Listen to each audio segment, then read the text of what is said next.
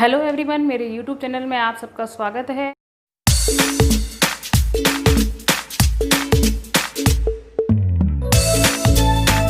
आज हम पढ़ेंगे कक्षा 10 स्पर्श भाग 2 का पाठ 1 कबीर। तो पहला पाठ है साखी। कबीर ने इसमें अपनी साखियाँ लिखी हैं और उसमें ईश्वर के प्रति भाव व्यक्त किया है कि ईश्वर को ढूंढने के लिए हमें अन्यत्र नहीं जाना पड़ता है, वह तो स्वयं हमारे अंदर ही रहता है। आइए विस्तार से समझते हैं। पहली साखी है, ऐसी वाणी बोलिए मन का आपा खोए, अपना तन शीतल करे औरन को सुख होए। वाणी यानी वाणी जो हम बोलते हैं। कबीरदास जी कह रहे हैं कि हमें ऐसी वाणी का प्रयोग करना चाहिए जिससे मन का आपा यानी अहंकार, जिससे हमारे मन का अहंकार समाप्त हो जाए, हमारे मन का भी समाप्त हो जाए और जो हमारी वाणी को, जो हमारे विचारों को सुन रहे हैं, उनके मन का भी अहंकार समाप्त हो जाए। अपना तन शीतल करे औरन को सुख होए, अर्थात हमें ऐसी वाणी का प्रयोग करना चाहिए जिसको बोलकर हमारा मन भी शीतल हो जाए, अर्थात हमारा मन भी पवित्र हो जाए। औरन को सुख होए, औरन यानी दूसरों को, और जब हमारे विचार जब दूसरे व्यक्ति सुने तो उनको भी शीतलता प्रदान हो, अर्थात उनको भी हमारे विचारों को सुनकर सुख की अनुभूति हो। अगली साखी है, कस्तूरी कुंडली बसे मृग ढूंढे वन माही, ऐसे घटी घटी राम हैं दुनिया देखे नाही। कस्तूरी एक सुगंधित पदार्थ होता है। कुंडली यानी कि नाभि, बसे यानी बसना, मृग का अर्थ होता है हिरन, ढूंढे यानी ढूंढना, वन यानी वन जंगल, माही यानी अंदर। कबीरदास जी कह रहे हैं कि कस्तूरी जो सुगंधित पदार्थ होता है वह हिरन की नाभि में बसता है। कस्तूरी नामक सुंदर पदार्थ हिरन की नाभि में बसता है। हिरन को उसकी खुशबू हर समय आती रहती है। यह बात उसको पता नहीं होती है कि हिरन की कस्तूरी उसकी नाभि में है, इसलिए वह उसको ढूंढने के लिए पूरे जंगल में घूमता रहता है। इस बात के द्वारा कबीरदास जी ये कहना चाहते हैं कि जिस प्रकार मृग की नाभि में ही कस्तूरी है, फिर भी वह उसी को पूरे जंगल में ढूंढता रहता है, ऐसे घटी घटी, ऐसे ही सबके हृदय में, घटी घटी यानी प्रत्येक के हृदय में, ऐसे ही प्रत्येक मनुष्य के हृदय में राम है, दुनिया देखे नाही, परंतु दुनिया का कोई भी व्यक्ति अपने अंदर झांक कर नहीं देख पाता है, इसलिए उसको ईश्वर की प्राप्ति नहीं होती है। कबीरदास जी कहना चाहते हैं कि मनुष्य को अपने अंदर ही अपने ईश्वर की खोज करनी चाहिए, क्योंकि ईश्वर तो कण कण में व्याप्त है। अगली साखी है, जब मैं था तब हरि नहीं, अब हरि हैं मैं नाही। यहाँ पर मैं का अर्थ है अहंकार, घमंड, हरि यानी ईश्वर। सब अंधियारा मिट गया जब दीपक देखा माही। कबीरदास जी कह रहे हैं कि जब मेरे अंदर अहंकार था तब हरि नहीं, तब मेरे को ईश्वर की प्राप्ति नहीं हुई थी। अब हरि हैं, अब मुझे ईश्वर की प्राप्ति हो गई है कि मेरे को ईश्वर की जो वास्तविकता है उसका ज्ञान हो गया है। जब से मुझे ईश्वर की प्राप्ति हुई है तब से मैं नहीं, तब से मेरा अहंकार समाप्त हो गया है, सब अंधियारा मिट गया। कबीरदास जी कहते हैं कि जैसे ही मुझे ईश्वर की प्राप्ति हुई, जो भी मेरे चारों तरफ अज्ञानता थी वह दूर हो गई। जब दीपक देखा माही, जब मैंने अपने अंदर ही देखा कि ईश्वर मेरे अंदर ही विराजमान है, जब मुझे इस बात की अनुभूति हुई तो मेरे आसपास जितनी भी अज्ञानता थी वह दूर हो गई।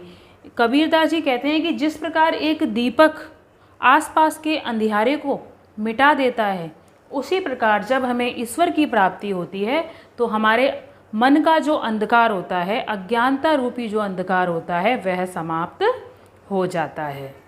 आइए अगली साखी पढ़ते हैं। सुखिया सब संसार है, खाए अरु सोवे। दुखिया दास कबीर है, जागे अरु रोवे। कबीर दास जी कह रहे हैं कि सारा संसार सुखी है। कबीर दास जी ने इसमें बड़ी ही चिंता व्यक्त की है कि सारा संसार सुखी है, खाता है और सो जाता है, कि इस संसार में सिर्फ लोगों को दो ही बात से मतलब है, खाना और सोना। लेकिन जो कबीर दास जी हैं वो बहुत ही दुखी हैं। कबीर दास जी बहुत दुखी हैं। वो रात भर जागते रहते हैं और रोते रहते हैं, क्योंकि उन्हें ईश्वर की जो वास्तविकता है, जीवन की जो वास्तविकता है, उसका ज्ञान हो गया है और उन्होंने अपने जीवन का जो क्या उद्देश्य है उसकी वास्तविकता को जान लिया है। इसलिए वह जागकर रोते रहते हैं और संसार के ऐसे लोगों के प्रति चिंता व्यक्त करते हैं जो सिर्फ खाते हैं और सोते हैं, क्योंकि उन्हें ईश्वर की वास्तविकता का पता नहीं है। इसलिए सिर्फ उनको दो ही काम है, खाना और सोना। और कबीर दास जी लोगों के इस व्यवहार से बहुत ज़्यादा चिंतित है, इसलिए वो रात को जागकर रोकर दुख प्रकट कर रहे हैं, क्योंकि कबीर दास जी को ईश्वर जीवन की जो वास्तविकता है वह ईश्वर प्राप्ति है, यह बात उनको पता चल गई है और यही बात वो लोगों को बताना चाहते हैं। अगली साखी है, विरह भुवंगम तन बसे, मंत्र न लागे कोय। राम वियोगी ना जीवे, जीवे तो बोरा होय। विरह यानी विरह, वियोग, भुवंगम यानी सांप, तन यानी शरीर, बसे यानी बसना। यहाँ पर रूपक अलंकार का प्रयोग किया गया है कि विरह को ही, कि कबीर दास जी कह रहे हैं कि जब विरह रूपी सांप जब मनुष्य के शरीर में बस जाता है, मंत्र न लागे कोई, तब कोई भी मंत्र कार्य नहीं करता है। अर्थात जिस किसी व्यक्ति को ईश्वर प्राप्ति हो जाती है तब उसे सिर्फ ईश्वर के अलावा कोई भी दिखाई नहीं देता है, वह हर समय ईश्वर की ही आराधना करता रहता है। राम वियोगी ना जीवे, जीवे तो बोरा होई। राम वियोगी, जो राम के वियोग में जो भक्त तड़प रहे हैं कि राम नहीं मिलेंगे तो उनका जीवन ही खत्म हो जाएगा, इस प्रकार राम से दूर रहकर अर्थात ईश्वर से दूर रहकर वह भक्त नहीं जी सकते हैं। और यदि वो जी भी जाते हैं तो बोरा यानी पागल, यदि वो जी भी जाते हैं तो वो पागल हो जाते हैं, अर्थात उनको ईश्वर में ही अपना सब कुछ दिखाई देता है और वो ईश्वर की भक्ति ही हर समय करते रहते हैं। आइए अगली साखी पढ़ते हैं।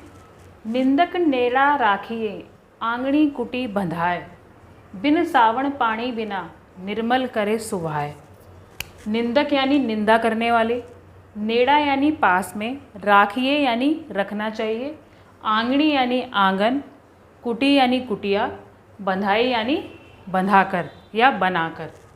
बिन सावन, बिन यानी बिना, सावन यानी साबुन, पानी यानी पानी, निर्मल यानी निर्मल स्वच्छ, सुभाए यानी स्वभाव।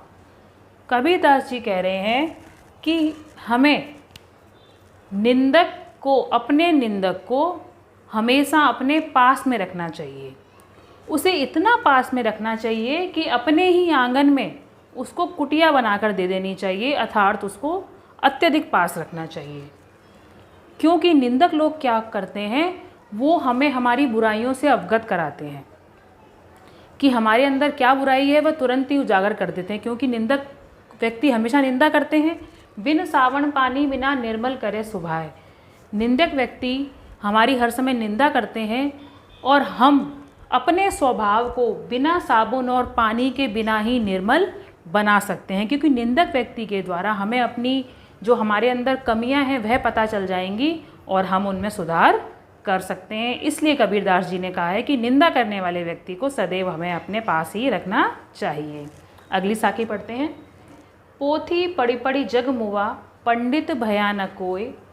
एके असिर पीव का, पढ़े सुपंडित होय।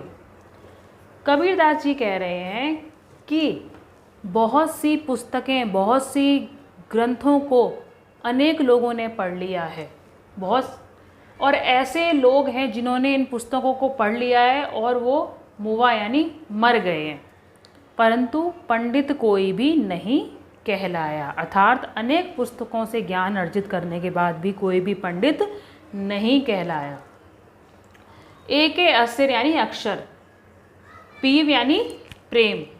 कबीरदास जी कहते हैं वास्तविकता में पंडित वही होता है जो एक अक्षर पीव का, अर्थात जो व्यक्ति प्रेम के अक्षर को पढ़ लेता है और उसके वास्तविक अर्थ को जान लेता है, पढ़े सु पंडित होई, वही इस संसार में पंडित कहलाता है। अर्थात जो ईश्वर के प्रति जो प्रेम है उसको जान लेता है, वास्तव में पंडित वही होता है। उसके अलावा इस संसार में कोई भी पंडित नहीं होता है। आइए अगली साखी पढ़ते हैं। हम घर जालिया आपना लिया मुराड़ा हाथी, अब घर जालो तास का जे चले हमारे साथी। जालिया यानी जलाया, मुराड़ा यानी मशाल। कबीरदास जी कह रहे हैं कि हमने अपना घर तो, आपना यानी अपना, हमने अपना घर तो जला लिया है। अब अपना घर जलाने के बाद अपने हाथ में मशाल ले ली है। अपना घर जला लिया है अर्थात हमारा जिस संसार के प्रति जो मोह माया थी उसको हमने अपने मन से नष्ट कर दिया है और ईश्वर की भक्ति में अपना मन लगा लिया है। और आगे अब हम क्या कर रहे हैं, मशाल लेके चल रहे हैं। अब घर जालो ताश काजे चले हमारे साथी। अब हम आगे आगे चल रहे हैं और जो भी लोग हमारा अनुसरण करेंगे अर्थात हमारे पीछे आएंगे, हम उनका भी घर जला देंगे। यहाँ पर घर जलाने से तात्पर्य है, कबीरदास जी कह रहे हैं कि मैंने अपना मन तो पूर्ण रूपेण ईश्वर भक्ति में लगा लिया है, अब मेरे साथ जितने भी लोग आएंगे उनको भी मैं ईश्वर भक्ति के प्रति समर्पित कर दूंगा। अर्थात मैं तो इस संसार से मोह माया की आसक्ति को त्याग चुका हूँ और जो मेरे पीछे लोग आएंगे वो भी इस आसक्ति से अर्थात मोह माया से मुक्त होकर आएंगे।